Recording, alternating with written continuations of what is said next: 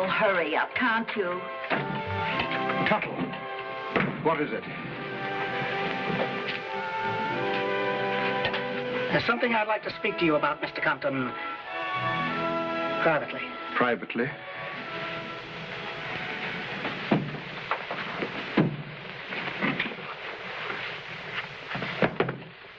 The Fred Hewitt estate. $78,000 shortage. $78,000, Mr. Compton. Mr. Compton, I know at a time like this you're not interested in my troubles. But I haven't been very well lately. Last week I went in for a complete physical checkup. This morning, I received the report of that checkup from my doctor. I've just learned I only have a few months to live. Mr. Compton, a man with only a few months to live has very little to lose. You, on the other hand, have a great deal to lose. All my life I've been poor. I think a man's entitled to something before he dies. This, Mr. Compton, is a confession. Admitting that I embezzled, instead of you, $78,000 from the trust fund of Fred Hewitt. For $10,000, I'll sign that confession.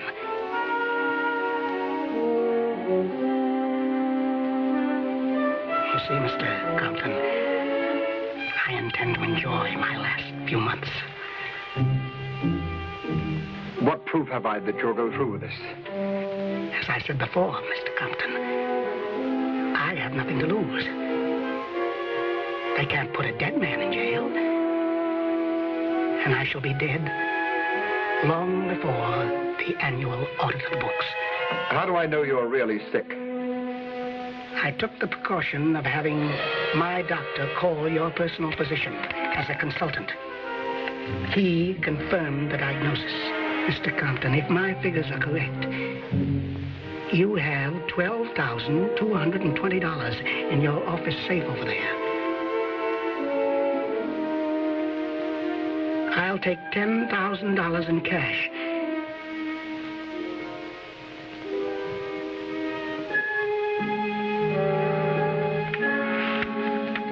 Oh, it's quite complete. As I said before, I wouldn't cheat you. I have nothing to lose. However, I am in a hurry. I think it'll be better if we talk this thing over in the morning. No, we'll settle it now, Mr. Compton. I have very little time.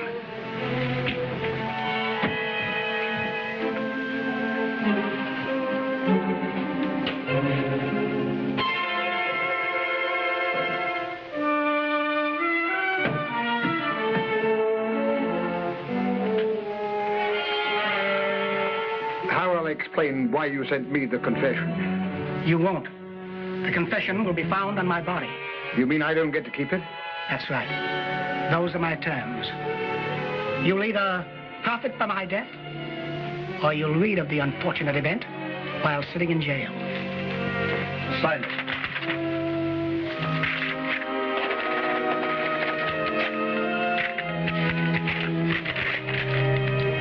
Thank you, Mr. Compton.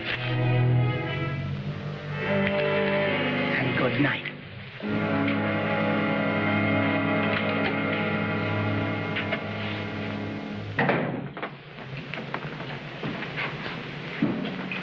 I heard it all. You fool. He's got $10,000, and what have you got? Nothing. I had no choice. You had no choice. Haven't you got any backbone? No, if I had, I wouldn't have allowed you to get me into this mess. Are you trying to blame this on me? Money, that's all you care about. I got it for you, and you spent it. And now I'm in trouble. Because you were so clumsy about it, can't you ever do anything right? According to you, no. Let's get going. We can't keep the Mortons waiting. Try not to look so guilty. Let the Mortons think something's wrong, and you'll lose their account. Then you'll have to get a new wife as well as a new auditor.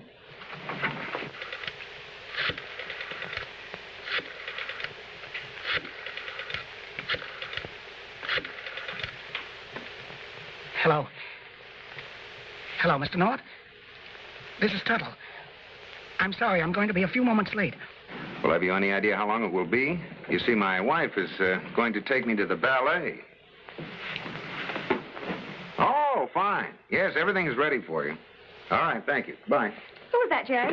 Mr. Tuttle. Say you'll be a few minutes late. Every time that man helps us with our income tax report, it costs us money.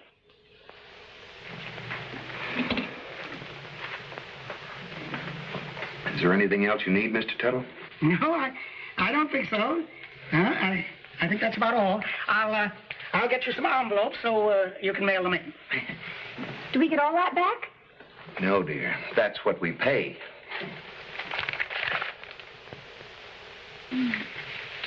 Here we are, Mr. North. Of course, that one item is liable to be contested, but you have all the data, so... Oh, I see. Well, I guess that's that. Well, here, I'll make out your check for you. Will that be the same as last year? Well, if you don't mind, Mr. North, I'd like this to be a little present for me. You see, I'm retiring. I haven't been so well lately, and so I'm taking a little vacation. Oh, well, that's very nice of you, but I feel we should pay you something. Well, it's been my pleasure, Mr. North. It's nice knowing such a lovely couple. Well, now, I know you're in a hurry, so I won't detain you. Here, let me Well, help. thank you. Well, it's been nice knowing you, Mr. North. Thank you, and good luck. Well, thank you, Mr. Tuttle, and a pleasant journey to you. What? Oh, yes, of course. Well, goodbye. Goodbye, Mr. North. Goodbye, Mr. Tuttle. Good night. Well, it was certainly nice of him. Oh, he's a sweet old man, isn't he? Jerry, you know we have tickets to the ballet. Oh, the ballet. Look, darling, wouldn't it be much nicer just to spend a quiet evening at home? You know, get to bed early and... Jerry, you didn't hear a word of complaint out of me when I went with you to the fights last week. All right, darling. I promise to cheer even if Pavlova only gets a decision.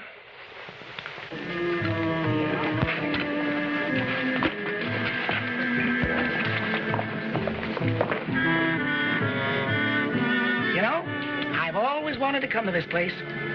It's my boss's favorite spot. He says you make the best martini in town. You know something? I think maybe he's right. Thank you, sir. Yes, ma'am. More olives, please. You're cleaning me out. You've had 23 of them already. Oh, but who counts? I'm mad for them. Maybe the young lady would like this one. No, thanks. Would you care for another drink, sir? No, I don't think so. Just the check.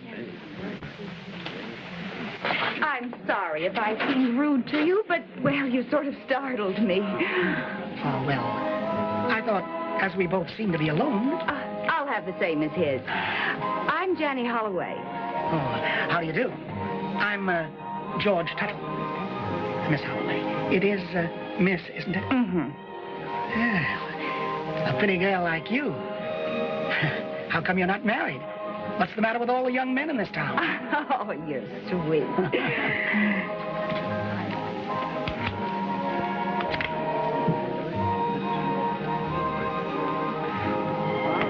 Thank you. You're quite welcome, I'm sure. You know, Mr. Tuttle, I have had many offers of marriage, but, well, there was always my widowed mother and my little sister, Agnes. Poor, sick little Agnes. Oh, but I mustn't burden you with my troubles. Oh, that's all right, my dear. You can talk to me as you would your own father. Oh, you are kind. Oh, thank you.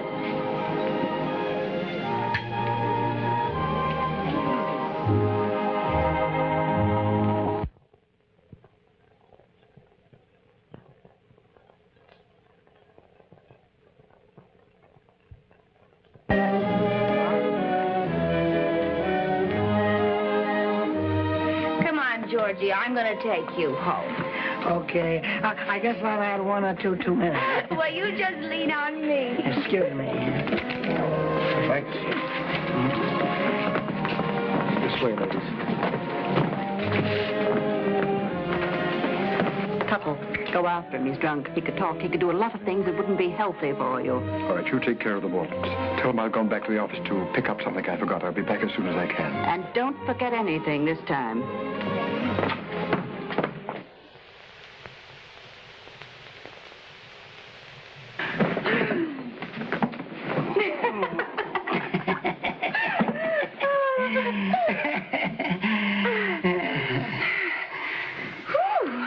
It's kind of cold in here.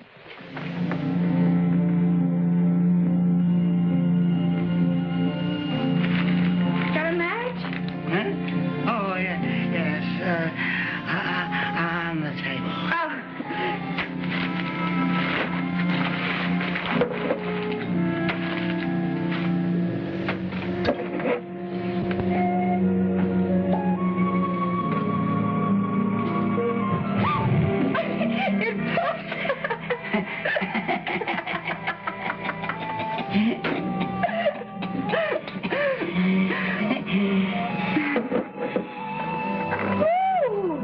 Napoleon brandy. That's for me. No, Johnny. It's not for you. That's mine. That's for a very special occasion. You mustn't touch it. Not until a certain day. And that's gonna be someday. I will have lived. I will have eaten my last dinner. And then I'm gonna take out that cork and I'm gonna drink it down to the last drop. All alone. Now you just relax and put your feet up here and take it easy.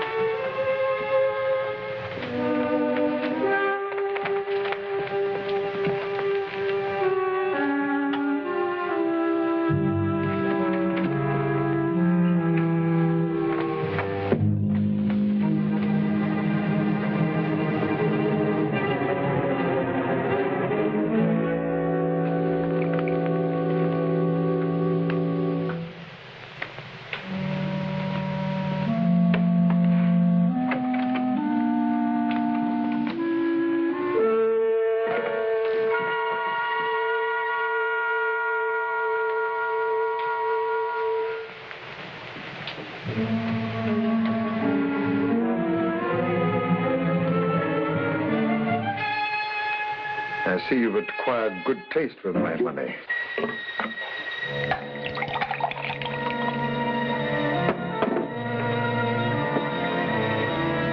Sleep well, Tuttle. Here's to a nice, long sleep.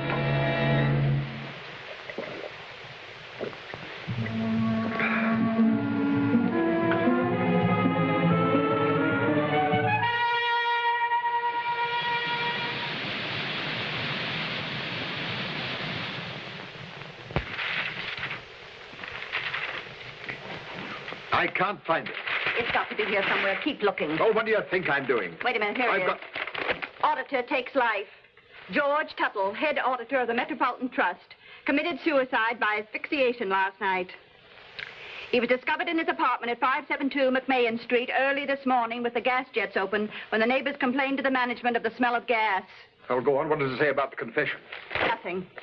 That's all there is. But it can't be. The police must have gone through his papers. I predicted this. Tuttle's double-crossed you. I don't believe it. What are you doing? I'm going to call the police. The police? Are you crazy? Not yet. I was Tuttle's employer. I've got some right to ask questions. Oh, all right. Be careful what you say. Police headquarters.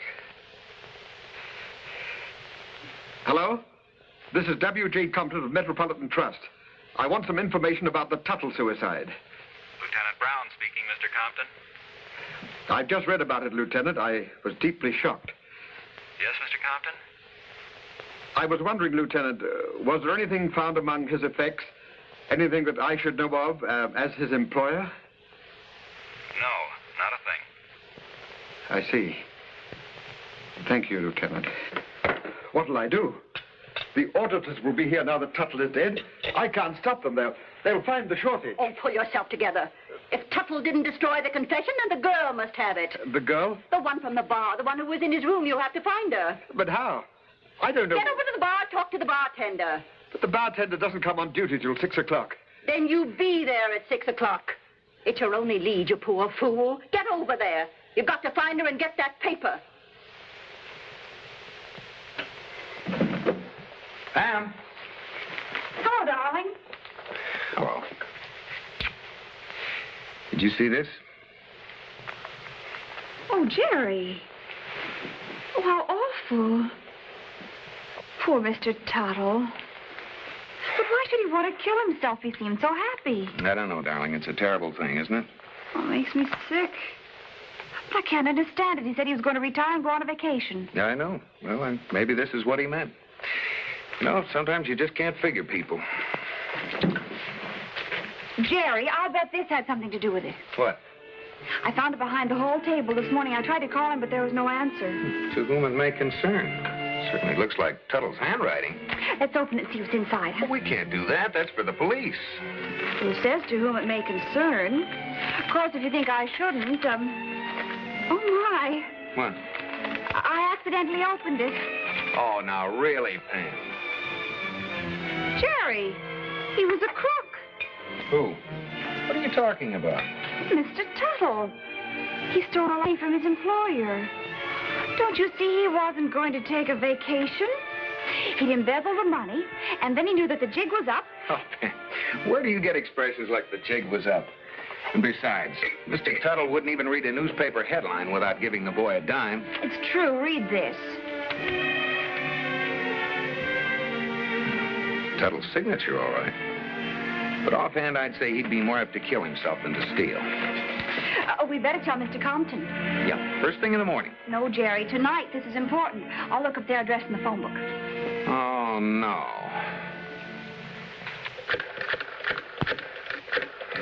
Look, I told you, mister, she never comes in this early. The odds are she won't show up at all. I'll wait.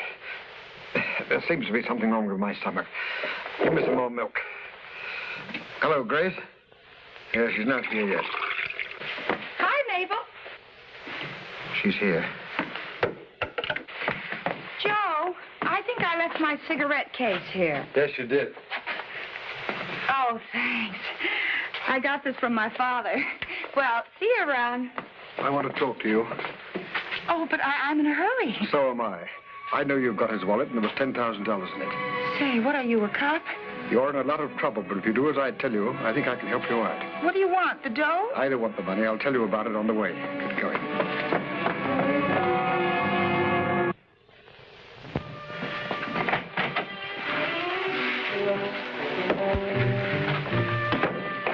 I've been going crazy not knowing what was happening. Did you get it? Not yet. Say, what is this? You said I could keep the money. Is this a double cross? I don't want the money. Well, then what's the deal? What's all the mystery about? And who's she? Never mind who I am. You'll be told all you have to know. Shut up, both of you. I told you I didn't want the money. I want the paper. The what? The paper you took from Tuttle. Where is it? I don't know what you're talking about. It must be in the wallet. Say, what is this? Well, where is it? I tell you, I don't know what you're talking about. Keep quiet. No, it's too late. Whoever it is must have heard our voices. See who it is. Sit down and keep your mouth shut. Mr. Compton, I'm Gerald North, and this is my wife. I don't quite know how to put this, Mr. Compton, but... What Jerry's trying to say is that your Mr. Tuttle was a crook. Come in. You see, Mr. Tuttle has been making out our income tax returns for several years now. We read in the paper tonight that he'd killed himself, and we thought you ought to see this. He left it at our place when he was there last night. He killed himself? What is it, dear? It's a confession. Tuttle was a thief. He stole over $70,000 of the firm's money. Confession? Is it terrible? I can hardly believe it.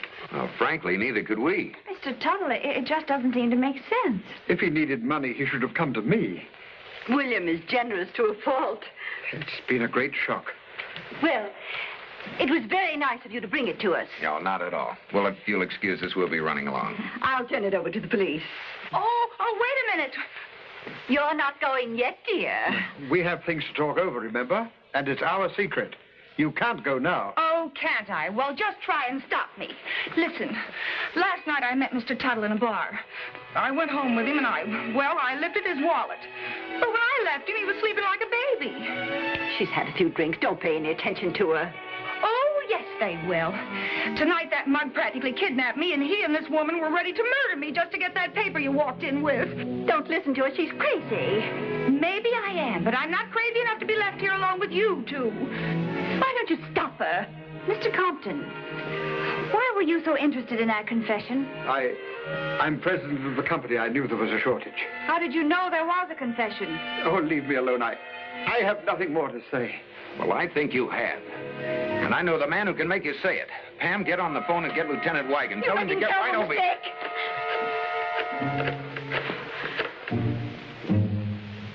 Hello, Bill. This is Pam.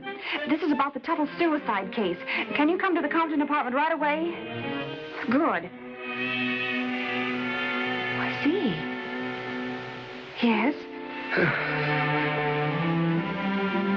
Yes?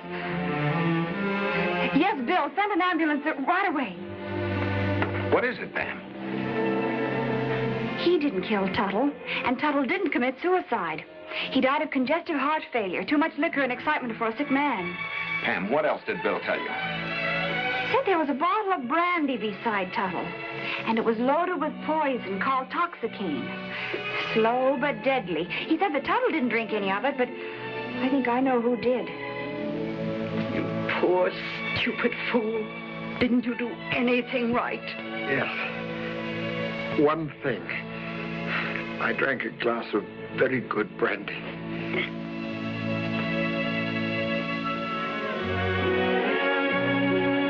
Jerry? Hmm? Ready for bed?